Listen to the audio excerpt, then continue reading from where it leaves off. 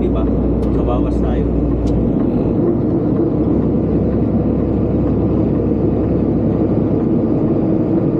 Medyo madilim lang.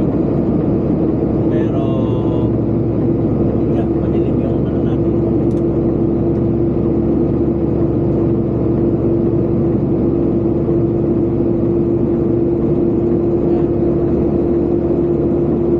Hindi ko pa nakakalimutan ko kung ilang tunnel itong nandito sa Riverstone. Pagkakalam ko nasa 5 or 6. Maiksi lang kasi itong mga tunnel na to. Para lang naman kasi ang protection sa avalanche ng snow or ice.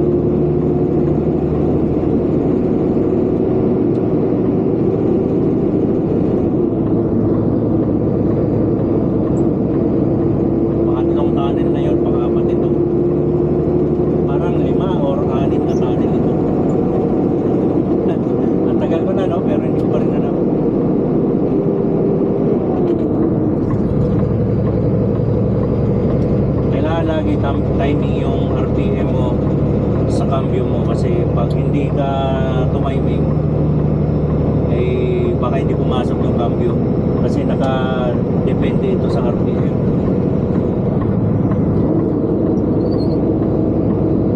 Pag slow moving tayo na kailangan naka-hazard tayo or four-way lights.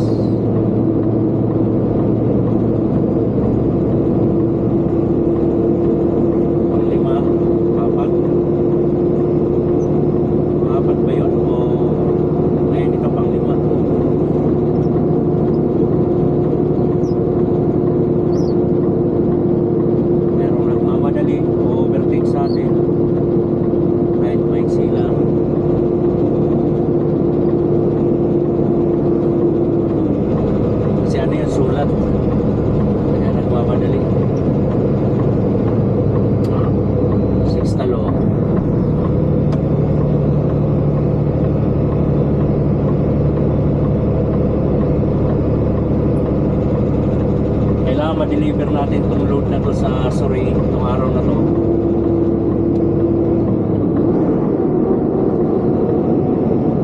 Dahil inaantay daw pala to. So wala tayong magagawa kasi ano nga eh, bad weather lahat na dinadaanan natin. Kahapon mula Regina hanggang border ng Alberta eh zero visibility. Kaya naman kasi malakas yung hangin, kahit papano mayroon tayong nakikita, pero maraming aksidente kasi, kaya may mga part na zero visibility. Kaya ingat lang talaga, dahil yung dinaanan ko kahapon napakaraming aksidente.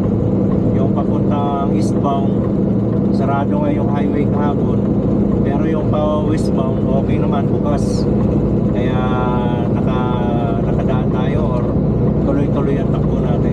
Pero medyo mabagal nga lang dahil blizzard or snow dust, walang makita ang daan.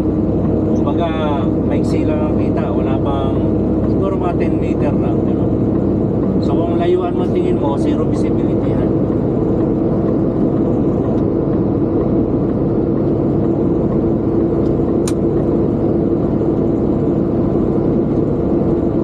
So nandito na tayo sa Rogers Pass pala. Rogers Pass, hindi Riverstone. Rogers Pass.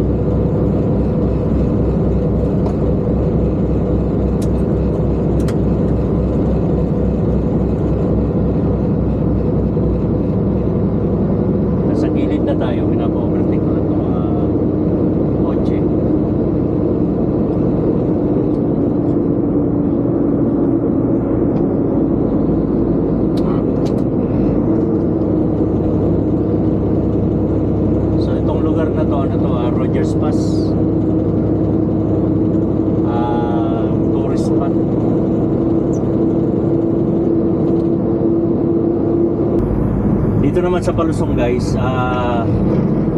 ano lang tayo, mabagal kasi compact ice. Then pagdating doon sa short curve, 50 km per hour lang ang speed. So malayo pa lang, magbagal na tayo kasi nga mahirap na pag nandun na tayo sa actual mismo ng ng sharp curve, mahirap na pabagalin lalo kung compact ice tulad nito. Naka 6 low lang tayo, nakadepende tayo sa exhaust brake. Naka number 3 pa ako, then medyo okay pa.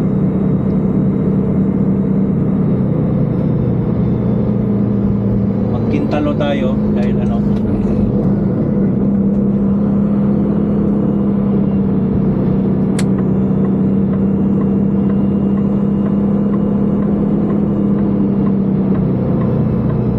okay lang kung summer, pero winter, compact snow, compact ice, kaya kung makikita nyo mahirap magtutulin yan.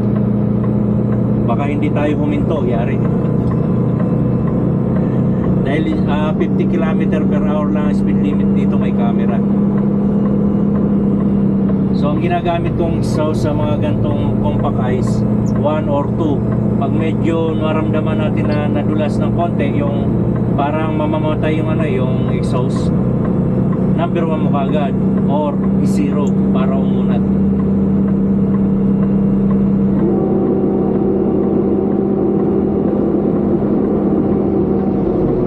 Hindi pwede na aasa lang tayo sa low gear, engine brake, tsaka exhaust brake. Talagang tutulin pa rin yan dahil mabigat yung load natin. Kaya kailangan alalayan pa rin na ang preno, pero kunting apak lang, bitaw, para hindi tayo masunugan ng brake lining. Ito sharp curve.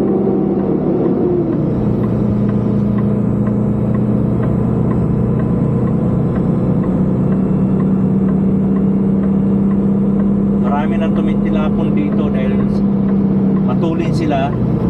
Sharp curve to, from 70 km per hour biglang mag 50 km per hour, mabubulaga talaga.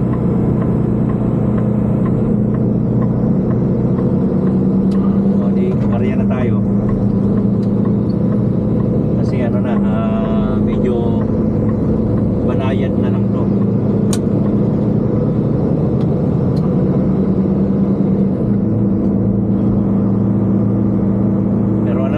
Siyempre alalay pa rin dahil compact ice ito.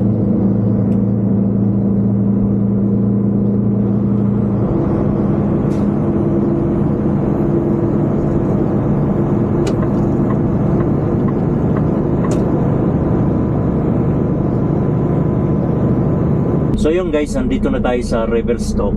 So reverse stock brake check, kailangan natin mag-apply ng 6-pack. So ngayon kahinto ko lang, apply tayo ng 3 muna, then build up tayo. Thanks. You have a new message from Don Bell on February 21st, 7:12 a.m. All drivers. It is now Friday, the end of the week, and for those of you returning to the Innisfil yard this weekend, make sure all of your paperwork has been scanned and prior to dropping off your envelopes. Ensure the following information is on all bulls: name, truck number, trailer number, trip/order number. Thank you. Brake check, sulat natin. Brake check and load check. So ang hangin natin 100 plus na, mag-pump ulit tayo ng tatlong beses para 6 packs na siya.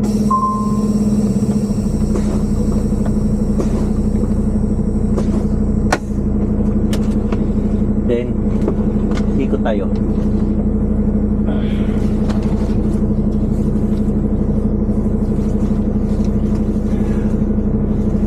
Tara, baba tayo guys.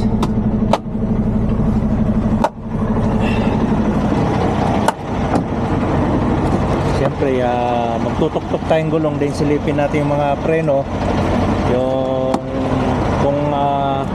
ito ang adjustment doon sa level, sa guide ba, sa guide. So titingnan natin yung mga stud bolt kung okay. Ito yung importante guys, lagi nyo silipin to kung nandiyan pa yung tornilyo na yan, dahil one time na tanggalan ako niyan, pero nung sa mining pa yon. I know, parang last year lang pagkagaling ko ng mining. Then yun, no, nakikita naman natin yung ano, yung guide nung ano na brake chamber or slack adjuster.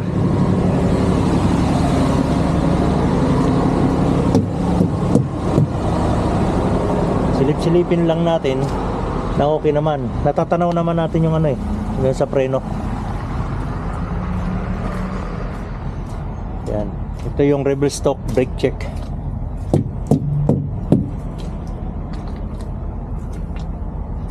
Madulas yung daan dahil nga ano, nagtunaw tapos mahangin. Yun ang nakakatakot diyan, kaya mapagmasid tayo. Grabe ang snow. Mapagmasid tayo sa kalsada. Lakasan yung pakiramdam kasi nga madulas to. Yan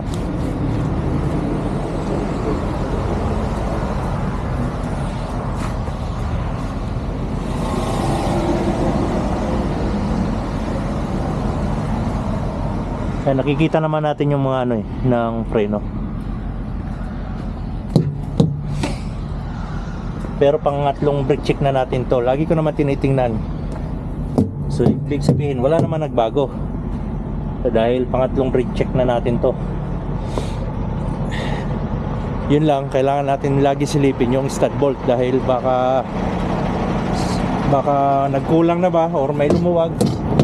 Ramdam naman natin dahil marumi yung marumi yung gulong, so makikita natin kung may pagbabago yung mga stud bolt.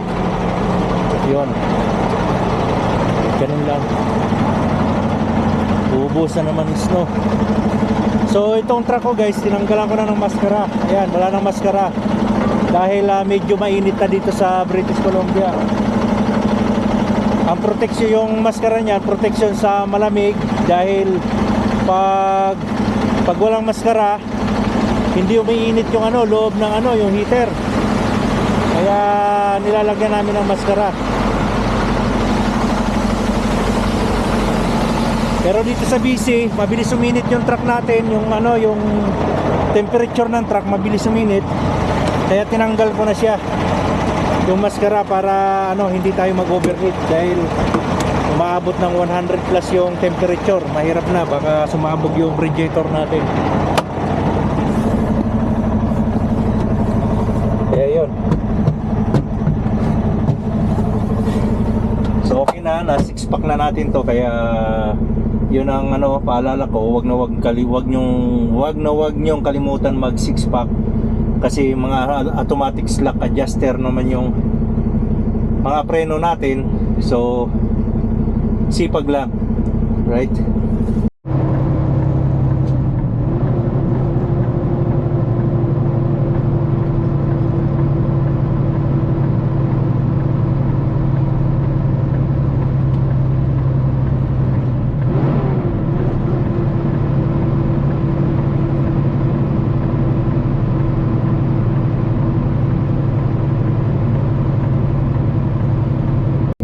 So yun guys, nandito na tayo sa Sokios brake check. So tapos na tayo nag-ikot, nag-load check at nag-brake check. So papakita ko sa inyo kung anong gear ang gagamitin natin pababa dito sa Sokios na to, kasi nasa parang 16 to 18 kilometer yung palusong na to. So hindi tayo pwede hahataw-hataw, kailangan naka low gear lang tayo pababa. Alright, let's go. Makikita nyo yan sa screen.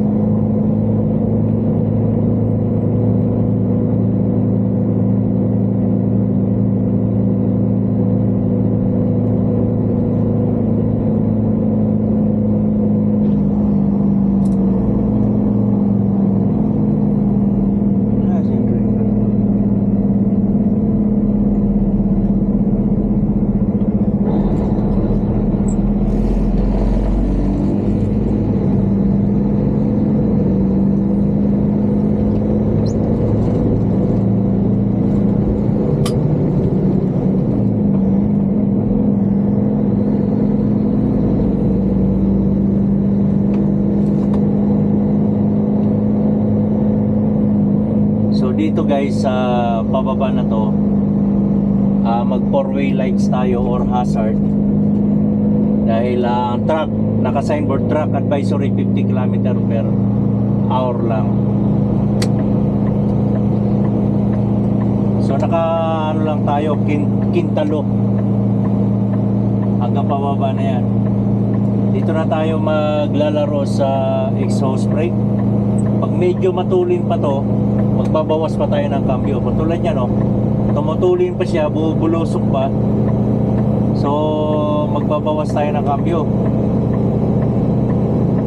Titingnan natin kung tumutulin.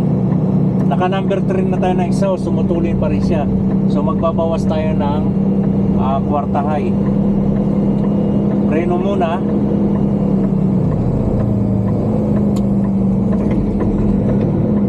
So kailangan natin mag-clutch para pumasok dahil pababa yan. Ayan, sakto lang siya, kwarta high. Ang RPM natin nasa 1700. So pag buwagal siya, magbabawas tayo ng exhaust kasi naka number 3 tayo ng exhaust.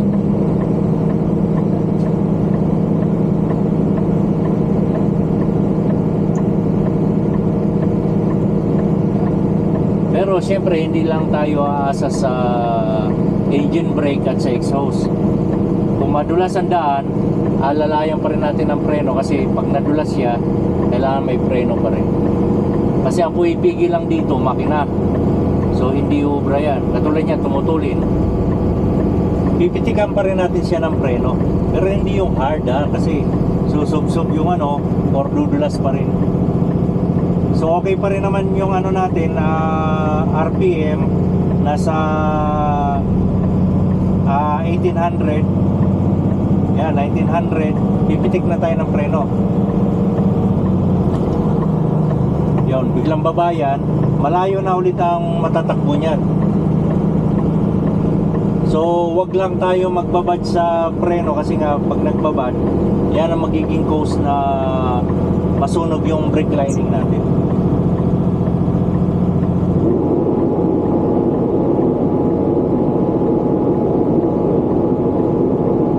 Basta wag lang natin pabuti ng 2000 or 2000 RPM kasi malayo pa naman niya kasi hanggang 25 naman siya, pero masyado nang ugong na yung makina. Baka bumigay, hindi natin alam kung ano ibibigay niya. Pero kung kasi hindi naman may snow yung kalsada kung may snow yan, hindi ko ina-advise na gumamit ng number 3 na exhaust. Ako naglalaro lang talaga ako sa number 1, number 2. Ngayon, maganda naman yung kalsada, basa lang pero walang yellow, kaya naka kwarta high tayo.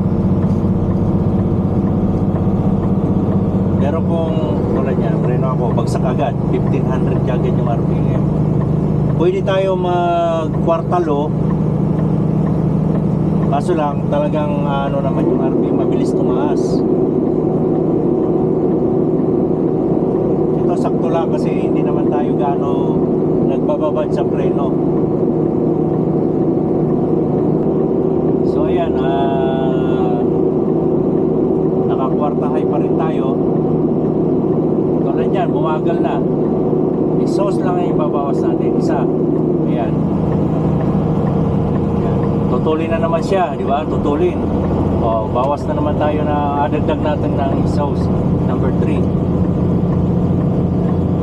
Pero kailangan guys, naka-hazard tayo para makita sa likod na slow moving tayo.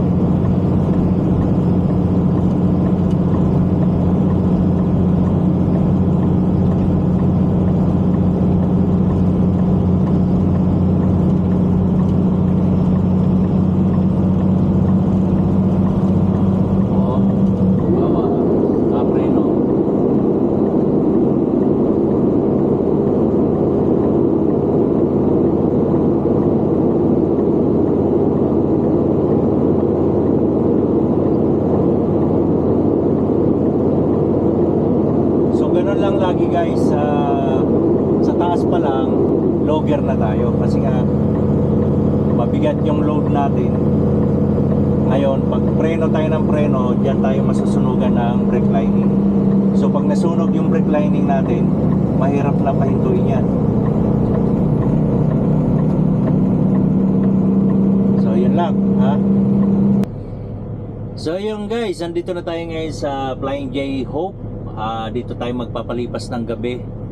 At sabi ng opisina, i-drop down natin tong load na to sa yard namin dyan sa Abbotsford. So hook up na lang tayo, then back to east naman tayo. So hanggang dito na lang tayo guys sa Flying J. Wala na rin tayong oras. Kung makikita nyo, 5 seconds na lang natitira. So ayan, nag-edit ako. Hanggang dito na lang tayo. Ingat-ingat, drive safe at takbong pogi lang. Alright?